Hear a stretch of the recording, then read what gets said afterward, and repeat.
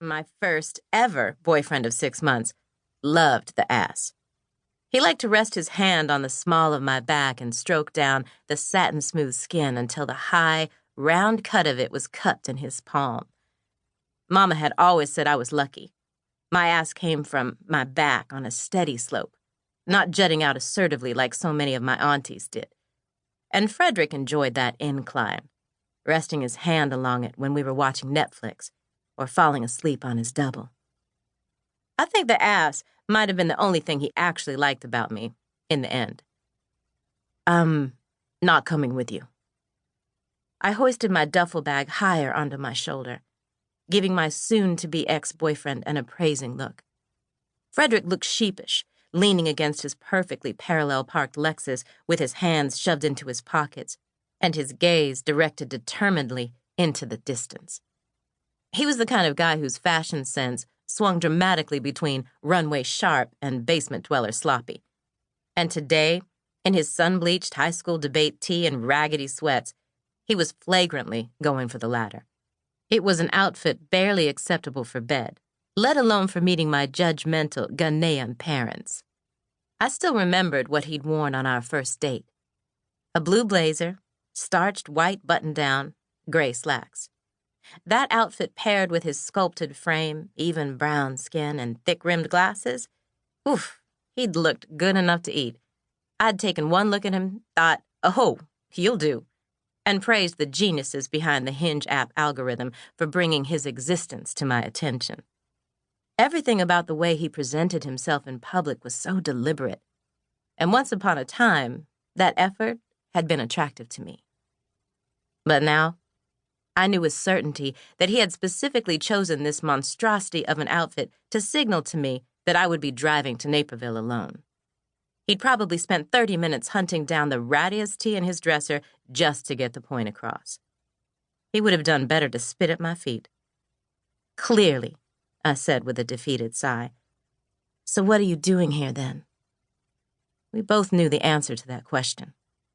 After all, Frederick had been playing the nice guy game for weeks now. The one little boys play when they want to break up with their perfectly fine girlfriends, but don't want to bear the responsibility of hurting her feelings, and so drag things out and misbehave until the girl loses patience and breaks it off first.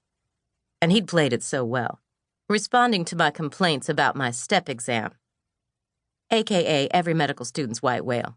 You get to take it one time, and if you pass, you're stuck with your score forever. You can retake it if you fail, but that doesn't look great on your application. Mess up and you can kiss your dreams of being an orthopedic surgeon goodbye. No pressure, right? With a half-hearted, that sucks, commenting at large on how hot he found women who looked nothing like me, finding reasons to be too busy to see me that somehow were not present for his boys. He'd been mean when all he'd had to be was honest. And my dumb ass had allowed it. I'd convinced myself that I was being oversensitive, that I needed to give him space, that he didn't owe me the commitment he'd promised me. And because of my own negligence, Frederick was going to end us in the cruelest way possible. Not that he thought he was being cruel.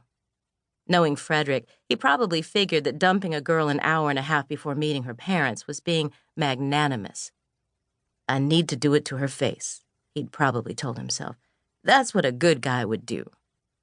Even now, his expression was tortured, like someone was slowly driving a screw into his back, as if the burden of dumping me was one he was brave to bear. I'm sorry, he said. He looked me up and down like he couldn't help himself. You look great. In contrast to his shabby outfit, I had chosen a dress that I knew he would like. Midi length and navy, classy, conservative, but form-fitting, so that everyone in the vicinity would know Frederick's girl had body. But physical attraction had never been our problem, had it? Thanks, I said. I crossed my arms, waiting for him to gather his nerve. Frederick mirrored my stance, avoiding my gaze as the silence thickened. Eventually, he cleared his throat. You know, I really was touched when you asked me to come to meet your parents, he started. It was nice to know that you wanted me to see you with your tribe. His delivery felt rehearsed.